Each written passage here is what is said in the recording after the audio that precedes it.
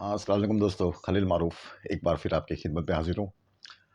तो दोस्तों मैंने आपसे 6 महीने पहले एक कैसेट बनाई थी और जनाब असदुद्दीन साहब के बारे में बताया था आपको मैंने इलेक्शन के ताल्लुक से यूपी के। तो मैंने कुछ महीने से मैंने तो उस पे ज़रा भी कुछ कमेंट नहीं किया। मुझे पता था कि इसका क्या हाल होने वाला है, इसका क्या चीज़ होने वाली है, इसका क्या रिज़ल्ट आएगा, मुझे पता था और ये रिज़ल्ट पता था। थोड़ा-सा मैंने ज़्यादा उम्मीद की थी ये बारी क्योंकि ये बार उन्होंने बहुत ज़्यादा प्रचार किया, बहुत ज़्यादा प्रचार किया आपने और बहुत सही तरीके से प्रचार किया और ठीक है, उसमें कुछ खामियाँ मैं आपके सामने कुछ अच्छाई, कुछ खामियाँ दोनों आपने की और मैंने आपके सामने दोनों रखना हो और मैं अगर आप सुनते हो मेरे इस बात को तो आप ये मेरा एक नोट कर लें आप एक मेरे एक पॉइंट को जो मेरे एमआईएम के जो कार्यकर्ता हैं, उनके लिए मैं कहता हूँ कि देखिए हमारे हिंदुस्तान में एक नोट पर लिखा है छपा है छपता है ना और जिसका फोटो उसका नाम है गांधी जी, हमारे बापू गांधी जी। और अमेरिका में जो नोट छपती है उसमें एक इंसान का नाम उसका है जॉर्ज वॉशिंगटन। तो मैंने उनकी जब बायोग्राफी जब मैंने थोड़ी बहुत देखी थी तो उसमें उन्होंने कहा था कि उन्होंने छोटे बड़े पार्लियामेंट के और बल्दिया जब वगैरह छोटे बड़े सब मिलाकर उन्होंने अपनी एक लिखी थी कहानी कि उन्होंने 40 इलेक्शन हार गए थे। 40 इलेक्शन करीब-करीब 40 इलेक्शन छोटे बड़े हार गए थे। तो बड़े मायूस हो गए थे। उनके जो फॉलोअर थे बड़े मायूस थे। तो भाई क्या बात है 40 इलेक्शन आपने 40 इलेक्शन हार गए, फिर भी आप ठहरते हो, नहीं मैं लड़ूँगा, मैं लड़ूँगा। उनकी एक ज़िद थी।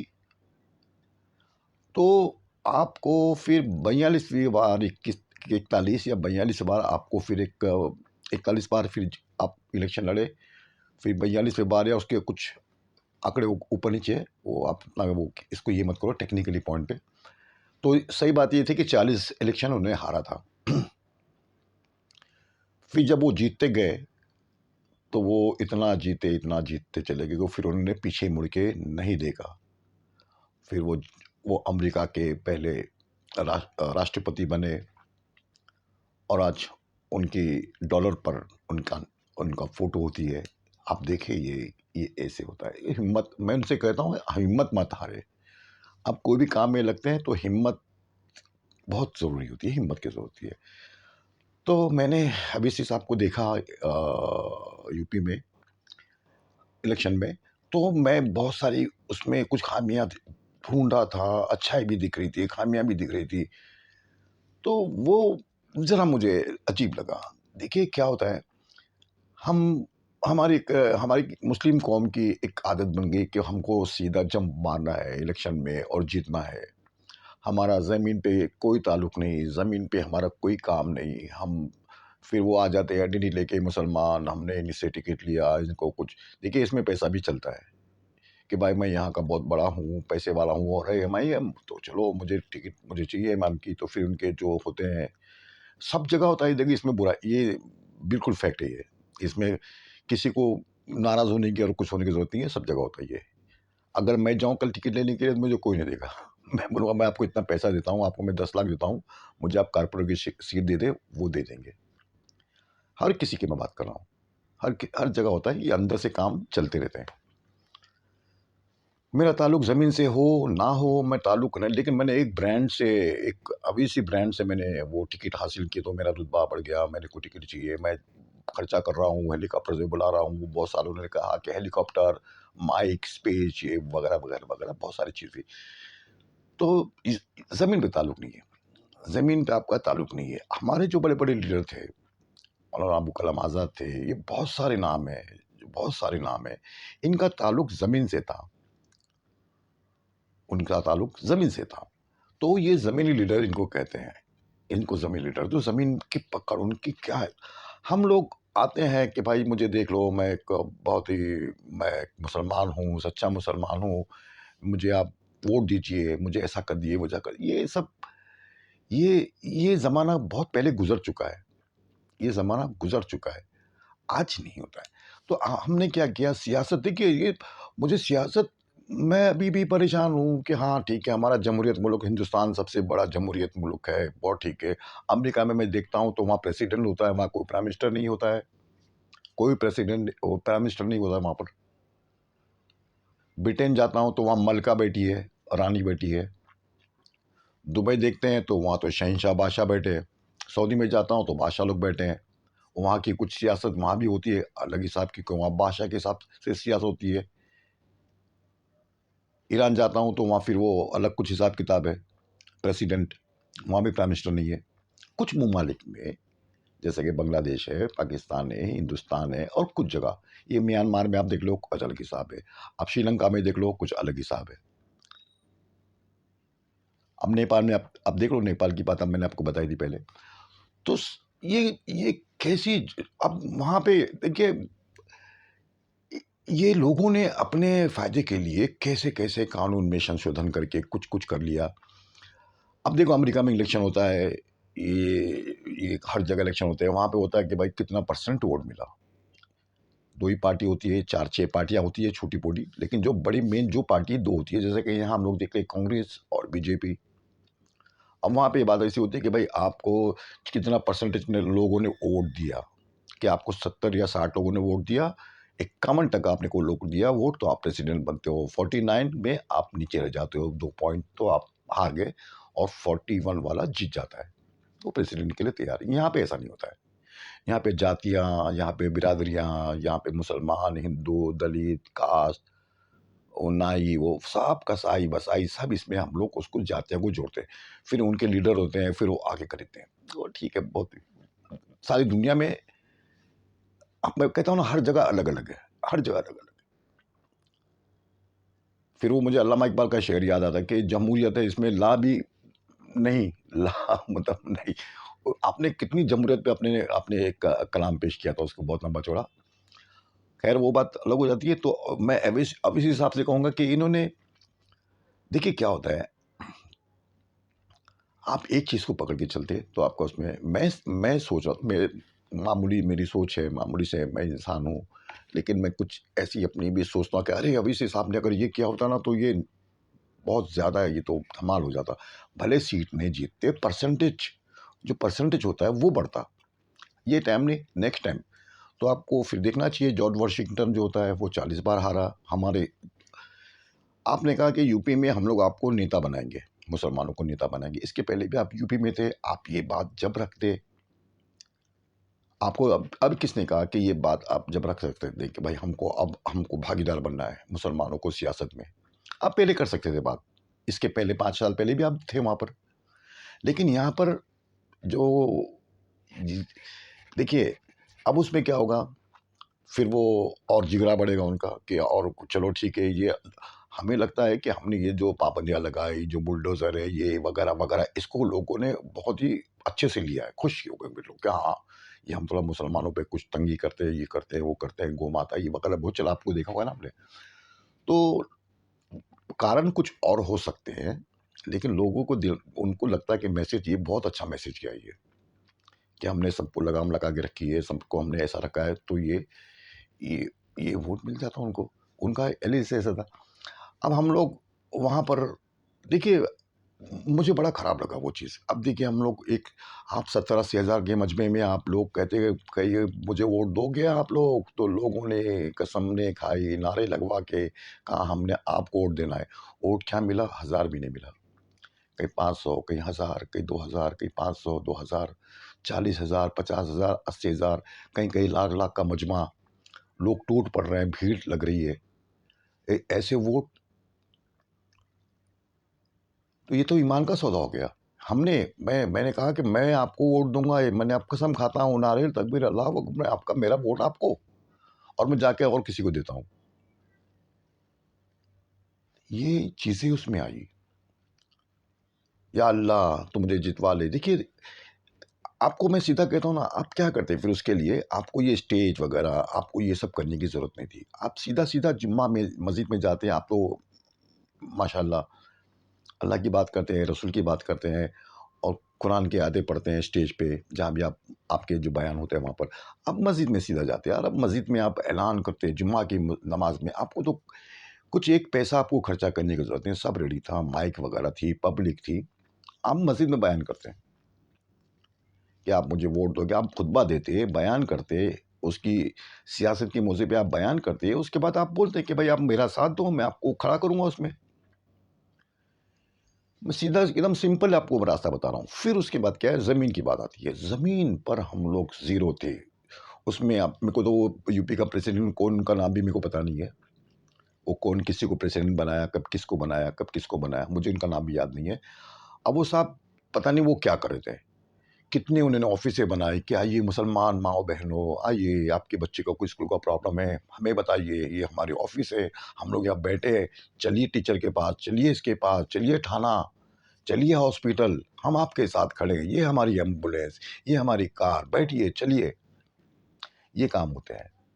आपको राशन नहीं है, चलो हमको राशन मुहैया करा दें, आपको ये प्रॉब्लम है, आपका ये प्रॉब्लम दूर करती है, ये ज़मीनी काम होते हैं।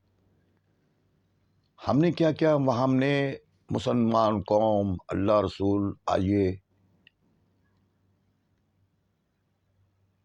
यही बात पुलिस वाले तो यही, मैं तो पेपर में एक बार पढ़ा था, पुलिस वाले तो मार रहे एक मुसलमानों को और कहते हैं कि बुला तेरे अल्लाह को। अब वो कोई नालायक इंसान होगा, वो चोर होगा, वो कुछ भी करता होगा, वो उसको पुलिस मार रही है, अब उसको कहते हैं बुला अल्लाह को, तेरे अल्लाह को बुला, बचा लेगा तेरा अल्लाह भी हमारे डंडे से। तो अल्लाह ताला स्पेशल उतर कर वो अवीसी को नहीं जिताएंगे, वो स्पेशल उसको नहीं हरवाएंगे। देखो कुदरत अपना काम करती है, कुछ चीज़ें हमें हमारे सबक होती है, कुछ चीज़ें हमें सोचने का मौका देती है, कुछ हमें सिखाती है, ये हमें सीखना होता है। तो मैं कहता हूँ ये अवैसी साहब और ये इनका जो सब लोग हैं, आप कितने साल भी आप कर ले, अगर आप ज़मीन पे 1 साल अगर काम करते हो, फिर उसका नेक्स्ट ईयर आप उसका रिज़ल्ट देख लें। मैं आपको कहता हूँ, आप ज़मीन अभी हमारे हमारे जो इलाका है, हम मैं जहाँ रहता हूँ, वहाँ पे आप देख लें, ये नेता यहाँ के बैठे हैं कि वो बस वो वेट करते हैं कि कब इलेक्शन आएगा और कब जाके हम लोग टिकट ले लेंगे, कुछ पैसा दे देंगे, कुछ ये ऐसा कोई कोई पहुँच से, और हम लोग टिकट ले लेंगे और लोग एमएम पे खड़ा है। ज़मीन से कोई ताल्लुक नहीं। उनके केस बस उनके भी अखबार में यही आता कि भाई मुझे अंदर किया, मुझे बाहर किया, मैं जेल में था, मैं यहाँ था, मैं वहाँ था। बस ये चीज़ कि अल्लाह का एहसान है, आज मुझे अल्लाह ने मैं जेल से छूट के आ गया हूँ, मेरा स्वागत करो, फूल दो, गुलदस्ता दो। ये चीज़ें हो रही है। तो ये चीज़ों से काम नहीं चलेगा, ये आपको ज़मीन पे उतरना पड़ेगा। मैं आपको हमेशा, ये आज कुछ 6 महीने पहले मैंने कोई कैसेट बनाई थी, मुझे याद नहीं आ रहा उसका नाम, तो मैंने ये बात की थी, कोई भी पार्टी ज़मीन पे उतरना चाहिए, ज़मीन पे उतरेगी। अब देखो ये आप अखिलेश यादव 30 30 एक लोग ने तो इलेक्शन वहाँ पे जीते गए, मुसलमान लोग 28-29 बता रहे लोग। ज़मीन वहाँ की ज़मीन की थी। अच्छा हमको सब वो बहुत सारी चीज़ हमको एनालाइज़ करनी पड़ेंगी, वहाँ की ज़मीन अलग होती है, वहाँ का हिसाब-किताब अलग होता है, वहाँ के हिसाब से हमको रखना पड़ता है। वो बहुत सारी चीज़ें, फिर वहाँ की क्या मुसीबत है, क्या प्रॉब्लम है। अच्छा मैं देखता हूँ, फिर आप देख लिए, अभी आप 5 साल में आप मेरी बात को याद रखना, ये हम लोग रहते हैं नहीं करते, कल आप याद रखना मेरी बात को, अभी 5 साल के बाद जब इलेक्शन होंगे, उसके बीच में ये लोग कितने बार जाते हैं, कितने बार मीटिंगें होती है, कितने बार इनका अपना जो बेस बढ़ाते हैं, कोई ज़मीन पे काम करते हैं, आप ये देख लें। आप देख लें, मुझे कोई भेज दे साहब कि मैंने देखो इनका मैंने अब इसी ब्रदर का ये चीज़ सुनी, आज वो परेशान है। आज बड़ी ज़िल्लती हार जो हार हुई है, बड़ी ज़िल्लती हार हुई है। और मैं तो परेशान था, लाखों लोग खड़े हैं, उसका इंतज़ार, कोई च भगदड़ मची है उनके मजमे में। आप उ आप फिर क्या हो आप? आप क्या हो? आप ब्रांड भी दे मुझे ब्रांड भी नहीं दिख रहा है कोई, मुस्लिम ब्रांड या कोई ब्रांड या कोई ब्रांड। देखो ये सियासत है। आप सियासत को सियासत जैसे उसको खेलें। यहाँ अक्सरियत है, ठीक है? यहाँ पे अक्सरियत है, हिंदू मज़हब के मानने वाले लोग ज़्यादा हैं, तो हम लोग कभी-कभी हिंदू की बात कर लें, लेकिन वो लोग ज़्यादा, देखिए मोदी ने भी यही कहा था, सबका साथ, सबका विकास। वो ज़मीन पे हो, ना हो, लेकिन हमने नारा क्या दिया था, सबका साथ, सबका विकास। वो हो, ना हो, लेकिन हमने ज़बान से तो कह दिया। ज़बान से तो हमने कह दिया कि सबका साथ, सबका विकास। लेकिन वो ठीक है। मैं आपको अभी भी मशवरा दे रहा हूँ साहब। आपने यहाँ पर महाराष्ट्र में भी आपने ऐसे किया, वंचित अगाड़ी के साथ आप रहे। आपके मेरे को पता नहीं कि क्या प्रॉब्लम थे, फिर आप अलग हो गए और वंचित अगाड़ी के बदले में आपको एक यहाँ पे इम्तियाज जलील की एक सीट आई एमपी की।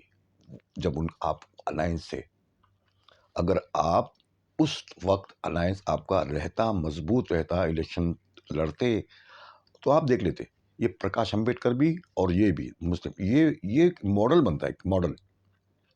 ये इतना जबरदस्त मॉडल बनता, पता नहीं वो क्यों हो गया। अब देखो क्या होता है सब मालूम क्या, अभी अभी आपने क्या किया कि मैं 100 सीट पे मैं सीट लड़ूंगा, 100 सीट मुझे चाहिए, मैं तो 100 सीट पे लड़ूंगा, ये मुसलमान यहाँ पे इतने हैं, यहाँ पे इतने परसेंट, यहाँ पे इतने परसेंट, आपने लिस्ट कर लिया। आप 20 भी परसेंट है तो आपने ले लिया, 50% तो है। कुछ ऐसी सीट है जिसमें हमारी बहुत अच्छी तादाद है, वो मैं मानता हूँ। फिर नहीं, ये वो हमको 50, हमको 100 सीट चाहिए। तो फिर वो अखिलेश भैया बुलाएंगे, क्या भाई आपका 100 सीट, हमारी तो 100 सीट है, हम तो पहले आपसे कहा ना हमारी 100 सीट पे तो हम लड़ने वाले हैं, आप मैं लो। तो वो बोला भाई 100 सीट पे जब बार्गिंग करेंगे तो कितने पे आएंगे आप, कितने आएंगे? नहीं नहीं, हम इनको 2-5 सीट से ज़्यादा दे नहीं सकते। फिर वो 100 सीट पे वो बोले नहीं तो 50 तो दो, नहीं तो वो बात वो लोग नहीं मान सकते। उनके भी कार्यकर्ता है, उनका भी बेस है, उनके भी ज़िले हैं, उनके भी में उनको भी संभालना है कि हमारे कार्यकर्ता की जगह एमएम को देते हैं तो हमारे कार्यकर्ता वहाँ से बिखर जाएंगे कि यार ये तो सीट मेरी थी, ये तो एमएम लेके गया कि 6 या 8-10 सीट। अरे ये तो फिर वो देखो बहुत सारी चीज़ें उसमें होती है।